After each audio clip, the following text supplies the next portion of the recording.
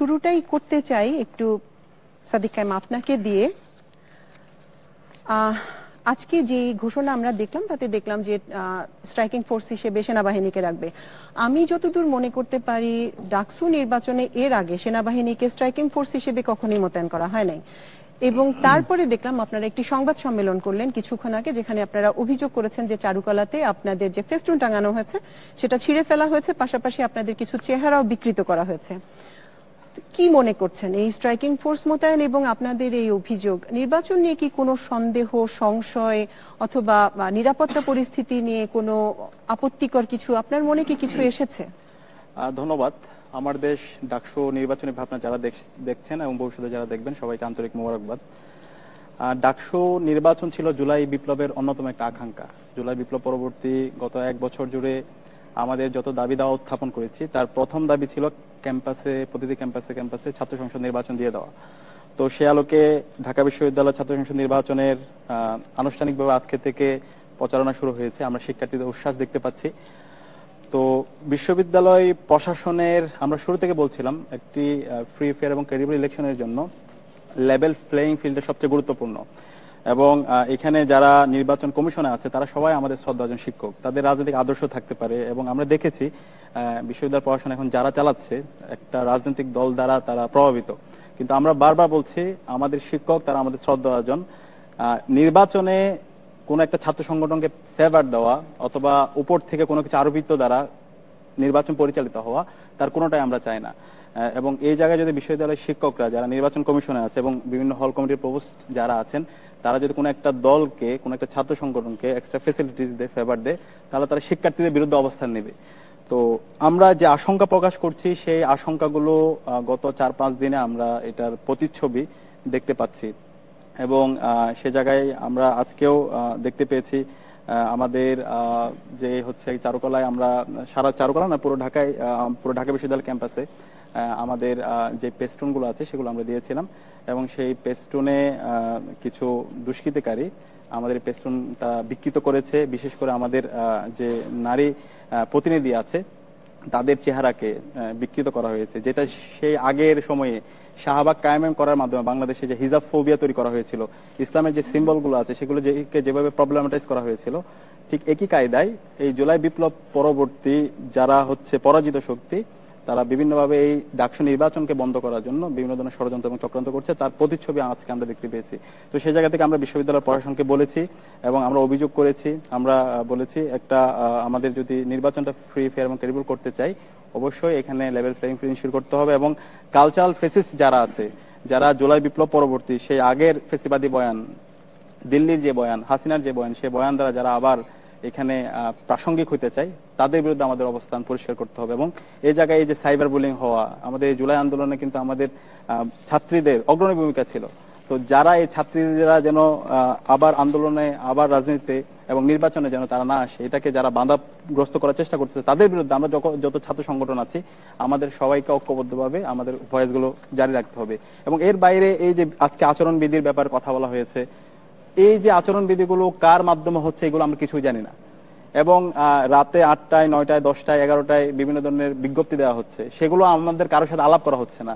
এবং এই সকল আচরণবিধি সবকিছু একটা ছাত্র সংগঠনকে অনেক বেশি ফেভার করছে। তো আমরা আজকে আমাদের অভিযোগগুলো দিয়েছি, আমরা আমাদের প্রস্তাবনাগুলো দিয়েছি একটা ফ্রি ফেয়ার ক্রেডিবল ইলেকশনের জন্য কি কি শর্ত, এবং আশা করছি যে ডাকসুর যে নির্বাচন কমিশন আছে তারা সেই বিষয়গুলো সামনে রেখে তারা যে দুর্বলতাগুলো আছে সেই দুর্বলতাগুলোকে তারা দূর করবেন এবং একটি স্বতঃস্ফূর্ত নির্বাচনের মাধ্যমে আমরা গণতন্ত্রের একটা অসাধারণ একটা নমুনা স্থাপন করব এবং এর মাধ্যমে আগামী বাংলাদেশ বিনির্মাণে আমরা সহায়তা করব। ধন্যবাদ আপনাকে। আমি আসলে এর পরে যাব হচ্ছে আব্দুল কাদের আপনার কাছে, তার আগে আমি একটু বলে নিতে চাই, সেটা হচ্ছে আমরা ছাত্র দল থেকে যিনি দাঁড়িয়েছিলেন এবার ভিপি প্রার্থী হিসেবে আবিদুল ইসলাম খান এবং উমামা ফাতেমা তাকেও আমরা আসলে আজকে আমন্ত্রণ জানিয়েছিলাম। তারা প্রাথমিকভাবে আমাদের আমন্ত্রণ গ্রহণও করেছিলেন, পরবর্তীতে যে কোনো কারণে হোক তারা আসেননি। আমি আব্দুল কাদের আপনার কাছে যাচ্ছি। জুলাই গণ অভ্যুত্থানে আপনারা নেতৃত্ব দিলেন, তারপর একটা ছাত্র সংগঠন হলো, কিন্তু সেখানে দেখা যাচ্ছে আপনারা ঐক্যবদ্ধ হয়ে একটা প্যানেল দিতে পারলেন না। তো আপনাদের মধ্যে এরকম ফাটল কেন? এত অল্প সময়ের মধ্যে এককভাবে প্যানেল দিতে ব্যর্থতা, তাহলে পরবর্তী পর্যায়ে ভিপি নির্বাচিত হয়ে তখন কি ঐক্যবদ্ধভাবে কাজ করতে পারবেন? তখন তো আরো অন্য দলের সঙ্গেও কাজ করতে হবে, এটা তো না যে সবই আপনাদের আসবে।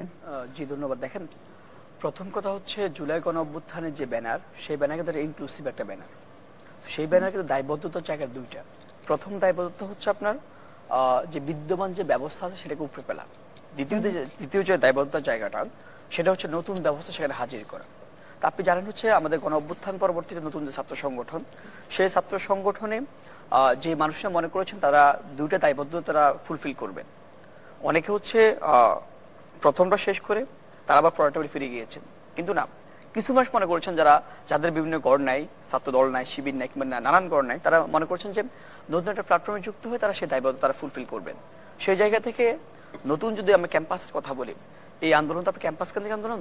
ক্যাম্পাসের প্রথম যদি ক্যাম্পাসের আকাঙ্ক্ষার কথা বলি, ক্যাম্পাসের প্রথম আকাঙ্ক্ষা হচ্ছে আমূল একটা পরিবর্তন আনা। সেটা আপনার অবশ্যই ডাকসুর নির্বাচনের মধ্য দিয়ে, ডাকসুকে কার্যকর করার মধ্য দিয়ে। তো সেই জায়গাতে যখন আমরা প্যানেল ঠিক করলাম, প্যানেল ঠিক করতে গিয়ে আমরা সার্বিক বিবেচনা করলাম যে কিভাবে হচ্ছে একটা ইনক্লুসিভ প্যানেল তৈরি করা যায়, কিভাবে গ্রহণযোগ্য প্যানেল তৈরি করা যায়। আমরা সেটা একটা সামষ্টিক সিদ্ধান্ত, সাংগঠনিক সিদ্ধান্ত, কিভাবে করলে শিক্ষার্থীরা উপকৃত হবে, সেটা আমরা সে চিন্তা ভাবনা করলাম। তো আপনি জানেন হচ্ছে ডাকসুতে পদ মাত্র 28টা। সে 28টা পদ হচ্ছে, কিন্তু এখানে যারা প্রত্যেকটা মানুষজন ক্যাপাবল, প্রত্যেকটা মানুষজন আন্দোলন সম্মুখ সাথে নেতৃত্ব দিয়ে এসেছেন, আবার তারা মনে করেন যে তারা দায়বদ্ধ তারা স্বীকার করতেছেন, তারা এই কাজগুলো করতে চান শিক্ষার্থীদের জন্য। কিন্তু আমাদের সীমাবদ্ধতা জায়গাটা হচ্ছে আমরা 28 জন মানুষকে আমরা হচ্ছে এখানে অ্যাকোমোডেট করতে পারতেছি, বাইরের মানুষজন পারতেছি না। সেই জায়গায় আমি সিদ্ধান্ত নিলাম, যেহেতু ডাকসু অনেক বছর পর ডাকসু হচ্ছে, আপনারা মানে যারা মনে করতেছে যে তারা ক্যাপাবল, তারা কাজ করতে চায়, আমরা সেই সুযোগ তৈরি করে দিয়েছি, গণতান্ত্রিক একটা ব্যবস্থা পরিবেশটা তৈরি করে দিয়েছি যে আপনারা কাজ করেন, ফাইন। কিন্তু আমরা যাদেরকে মনে করি সাংগঠনিক সিদ্ধান্ত, যাদেরকে মনে করেছি সবার জন্য উন্মুক্ত হবে, সবার জন্য উপকার হবে, তাদেরকে নিয়ে আমরা 28 জনের প্যানেল করেছি। এর বাইরে যারা মনে করতেছেন যে তারাও ক্যাপাবল, তারাও দায়বদ্ধতার জায়গা আছে, সেও কাজ করতে চায় ডাকসুর জন্য, ডাকসুর মধ্য দিয়ে সে এত ইনফর্মাল কাজ করেছে, এখন ফর্মালি সে কাজ করতে চায়, আমরা সেই সুযোগটা তৈরি করে দিয়েছি। আচ্ছা আচ্ছা, আমি এবার যেতে চাই হচ্ছে মোহাম্মদ ইয়াসিন আরাফাত আপনার কাছে। নারী প্রতিনিধিত্ব বা নারী নেতৃত্ব, এটা নিয়ে আপনাদের বক্তব্য কি, অবস্থান কি?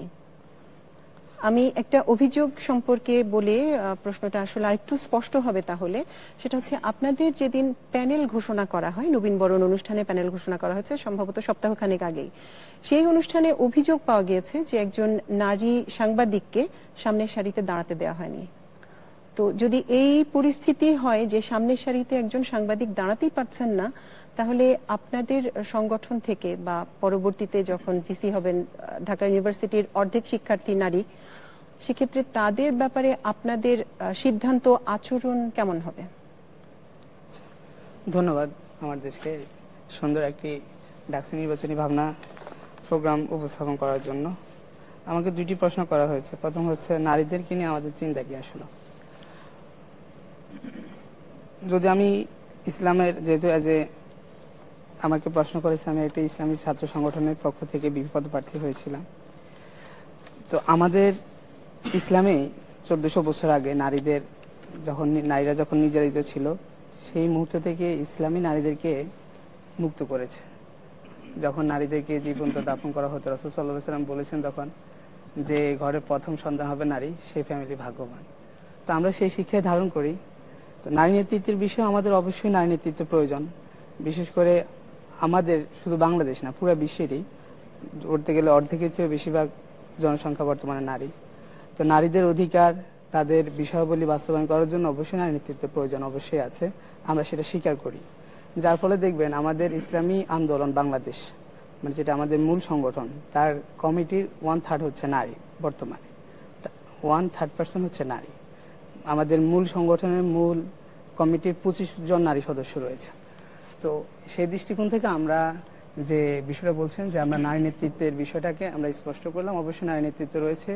তবে তাদের যে আসপেক্ট, তাদের যে বিষয়গুলো, তাদের যে সমস্ত খাত রয়েছে, অবশ্যই সেই খাতে তাদেরই প্রয়োজন, এখানে আমরা কিছু করতে পারবো। এটা তো আসলে উত্তরটা একটা ভাষা জবাব হয়ে গেল। আমি একটা স্পেসিফিক ঘটনার উদাহরণ দিয়ে আপনাকে জিজ্ঞেস করলাম, আমি সেটা পরে আসছি বলা যে নারী নেতৃত্বের বিষয়টা আমি স্পষ্ট করলাম। দ্বিতীয় কথা হচ্ছে যে ঘটনাটা আপনি বললেন, আমি এই ঘটনাটা আপনার কাছে শুনলাম প্রথম। আর এই ঘটনা একটা ঘটেছিল সম্ভবত আমাদের দলের যিনি বর্তমান নায়েবে আমির ফয়জুল করিম সাহেব, ওনার একটা নির্বাচনী প্রচারণাকে কেন্দ্র করে, মানে পূর্বে একটা ঘটনা, এটা আমার জানা আছে। আচ্ছা, তখন ওনাদেরকে বলা হয়েছিল, উনি ফয়জুল করিম আমাদের পিসা হুজুর, উনি এটা পরিষ্কার করেছেন যে আমি বক্তব্য দিচ্ছি। তখন ওই সাংবাদিকদের পক্ষ থেকে ওনাদের রিপ্রেজেন্ট পুরুষও ছিল, তো ওনার ইচ্ছা ছিল পুরুষ আমার সামনেই থাকুক, ওনার পক্ষ থেকে এটা ইয়া ছিল আর কি। এই কারণে যেহেতু ওনাদের অপোজিট ছিল, সুতরাং তার যেহেতু এখানে সেই সংবাদ সম্মেলন করতেছে তাকে উদ্দেশ্য করে, সুতরাং তিনি তার ইচ্ছা যেহেতু ইয়া করা হয়নি, এই জন্য তিনি এই জন্য ইয়া হয়েছে। মানে জিনিসটা হয়ে গেল এমন যে পুরুষ থাকলে আর নারীকে সামনে রাখা যাবে না। না, সেটা না, একজন মানুষের বিভিন্ন ধরনের আসপেক্ট থাকতেই পারে, বিভিন্ন ধরনের ইয়া থাকতেই পারে, সেটা। কিন্তু আমি স্পষ্ট করছি আমাদের ঢাকা বিশ্ববিদ্যালয়ে ঘটনা ঘটেনি। হ্যাঁ, এটা আসলে আমি অভিযোগ হিসেবেই বলেছি, আমার কাছে এটা অভিযোগ হিসেবে এসেছে। ফলে ওইটার আর সত্যাসত্যি নিয়ে আমি যাচ্ছি না।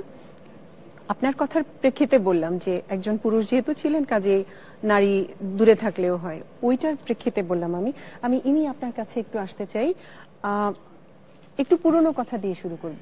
2019 সালে আপনি একটা স্ট্যাটাস দিয়েছিলেন যে ডাকসুতে আজীবন শেখ হাসিনাকে সদস্য পদ হিসেবে দেয়া হোক।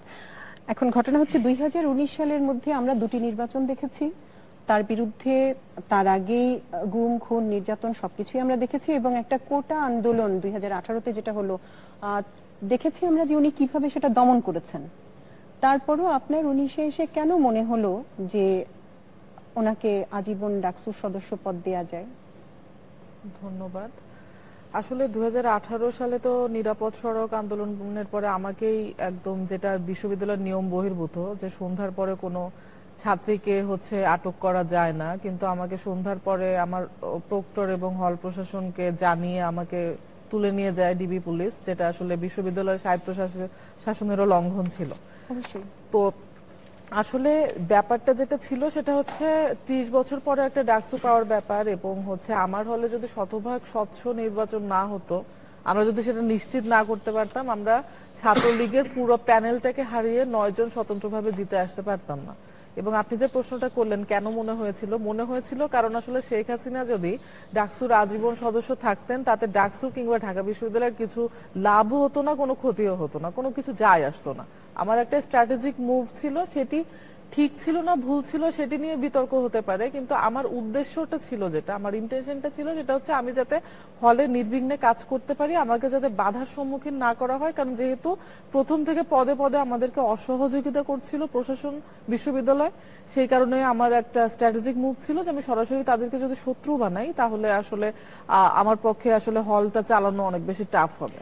আপনার এখন কি মনে হয় যে সিদ্ধান্তটা সঠিক ছিল আজকে দাঁড়িয়ে, আজকে সময় দাঁড়িয়ে? একটা বাস্তবতা বলি, একনেকে আমার শামসুনার হলে আবাসন সংকট অনেক বেশি চরম, রোকেয়া বা সুফিয়া কামাল হলে তাও মাস্টার্সে অন্তত সিঙ্গেল বেড পান ছাত্রীরা, ইতে শামসুনার হলে একদম মাস্টার্স পর্যন্ত ডাবলিং বেড, এবং আমি যখন হলের ভিপি ছিলাম আমি কিন্তু ডাবল বেডেই শেয়ার করেছি, কারণ যে সুবিধা আমি নিজে মানে দিতে পারবো না একজন ছাত্রীকে, সেটা আমি নেইনি। তো আমাদের সংকটটা এরকম ছিল, 3 বার একনেকে অনুমোদন হওয়ার পরেও কিন্তু আমাদের ভবনের কার্যক্রমটা আটকে দেওয়া হয়। এবং আমাদের হলের সামনে যে ভবনটা, আমি যখন বিশ্ববিদ্যালয়ে ভর্তি হয়েছিলাম, আমাদের হলের সামনে রাস্তাটা তখনও যেরকম ছিল জরাজীর্ণ ভাঙা, এখনো ঠিক একই অবস্থায় আছে। তো আমাদের প্রতিকূলতাটা আসলে আমি একটু মানে করতে বলবো। এবং আমরা যা কাজ করেছিলাম, আমরা এক হলে ছাত্রীকে আইডি কার্ড জমা দিয়ে আরেক হলে অবস্থান করতে থাকার অনুমোদন নিয়ে এসেছিলাম, মা এবং বোনেরা হলে আসতে পারতেন, থাকতে পারতেন, অনাবাসিক শিক্ষার্থীরা আইডি কার্ড জমা দিয়ে হলের অভ্যন্তরে আসতে পারতেন, অবস্থান করতে পারতেন। প্রত্যেকটা জিনিস কিন্তু বিশ্ববিদ্যালয় এক এক করে বন্ধ করে দিয়েছে, কিন্তু এই অনুমতিগুলো পেতে আমাদের কিন্তু দীর্ঘ সময় লড়াই করতে হয়েছে। তো আসলে পুরো একটা প্রতিকূল পরিবেশে আসলে, এবং এটা আমার দুর্ভাগ্যই বলবো যে আমি যখনই মানে যে আমি নেতৃত্বের জায়গায় আমি আসলে আমার অনুকূল কিছু পাইনি, সবসময় আমাকে প্রতিকূলতায় ফেস করতে হয়। মেয়ে হিসেবে আসলে প্রতিকূলতা, আমার নিজের ব্যক্তিগত অভিজ্ঞতা ওরকম যে ডবল প্রমাণ করতে হয়, দ্বিগুণ প্রমাণ করে সামনে আগাতে হয়। আমি জানি না আপনার কতটুকু মানে আপনাদের প্রতিবন্ধকতা সম্ভবত আরেকটু বেশি, কারণ আপনারা সরাসরি রাজপথে কাজ করেন। আরেকটা জিনিস আপনার কাছ থেকে জানার ছিল আমার, কিন্তু খানিকটা আপনি বলে ফেলেছেন ইতিমধ্যেই। শামসুন নাহার হলের ভিপি ছিলেন, তখন আপনার কার্যক্রমগুলি কিছুটা আমরা শুনেছি, পরে আশা করি প্রসঙ্গক্রমে আরো কিছু শুনতে পারবো। বিনিয়ামিন, আপনার কাছে আসতে চাই।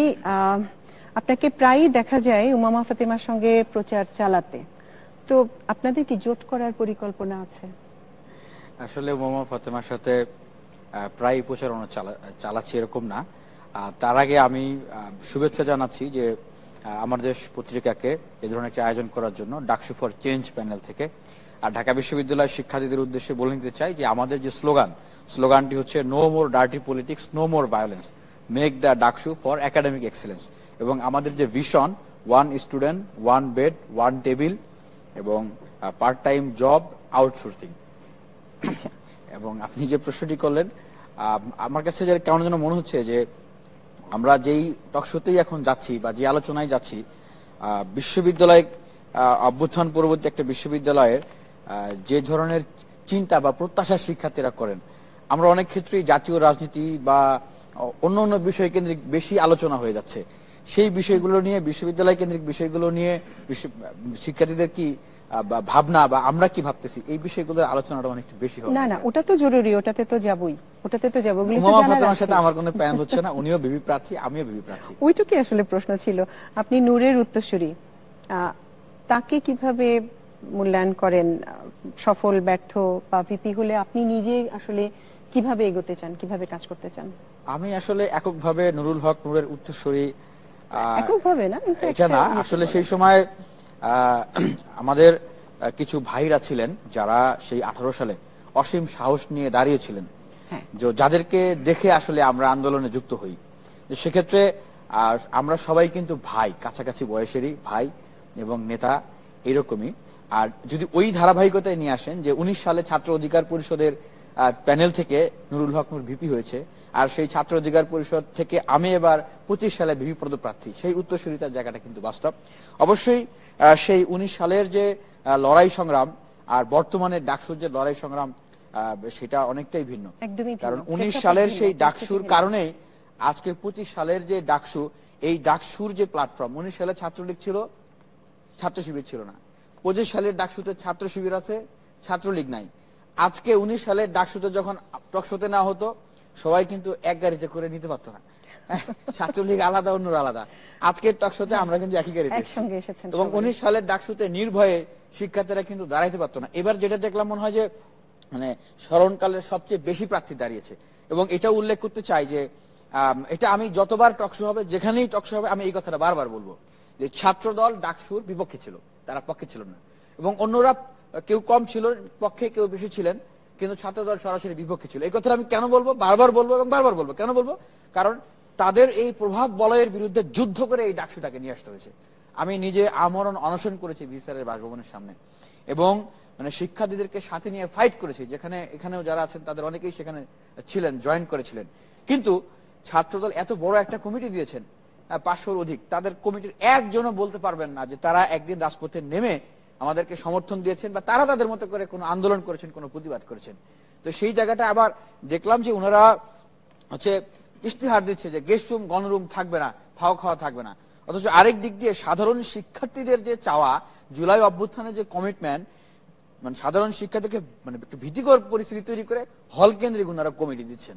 আবার আমরা দেখছি যে ওনারা শিক্ষার্থী বান্ধব ক্যাম্পাস করতে চান, শিক্ষার্থীদের স্বার্থে কাজ করতে চান, কিন্তু ওনাদের নিজেদের প্যানেলই আসলে ওনারা, মানে এইটুকু স্বাধীনতা তো ছাত্র সংগঠনের থাকা উচিত, নিজেদের প্যানেলই ওনারা আসলে ঠিক করতে পারে নাই। আসলে এই আলোচনাটা আরেকটু এগোনো যেত যদি আজকে আবিদ এখানে আসতেন, থাকতেন, তার সামনে হলে তারও বলার ছিল, সুযোগ ছিল। যেহেতু ওনাকে আমরা পাচ্ছি না, একতরফা অভিযোগ করে এভাবে আসলে খুব একটা লাভ হওয়ার কথা না। জামাল উদ্দিন খালিদ, আপনার কাছে আসতে চাই। আপনি একসময় ইসলামী ছাত্র আন্দোলন বাংলাদেশ করতেন, একসময় করতেন। আমি দেখছি মানে ইতিমধ্যেই তারা আলাদা একটা প্যানেল দিয়েছে, আপনি আলাদাভাবে দাঁড়িয়েছেন সমন্বিত শিক্ষার্থী সংসদ থেকে। আপনারা একসাথে এলেন না কেন? মানে আমি আজকে এখানে আসার কথা বলছি না, ঐক্যবদ্ধভাবে প্যানেল কেন আমরা দেখলাম না? দলগতভাবে তো তাদের সাথে আমার বিচ্ছিন্নতা 2022 সালের শুরুতেই। হ্যাঁ, ফলে তখন থেকে আপনি স্বতন্ত্র। একসাথে আসার তো প্রশ্ন না। তারপরও আমাদের চেষ্টা ছিল যে আমাদের সমমনা যে সংগঠনগুলো আছে, শুধু ইসলামী সংগঠন না, জাস্ট আমি কিন্তু আমাদের ছাত্র অধিকার পরিষদ সহ বা আমাদের অন্য যারা ছিল, আমরা সবাইকে নিয়ে একটা সমন্বিত প্যানেল দেওয়ার চেষ্টা করেছিলাম, কিন্তু প্রত্যেক সংগঠনেরই নির্দিষ্ট একটা চাওয়া পাওয়া থাকে, নির্দিষ্ট হিসাব নিকাশ থাকে, যার কারণে হয়নি। এটাই, অন্য কোনো কিছু না।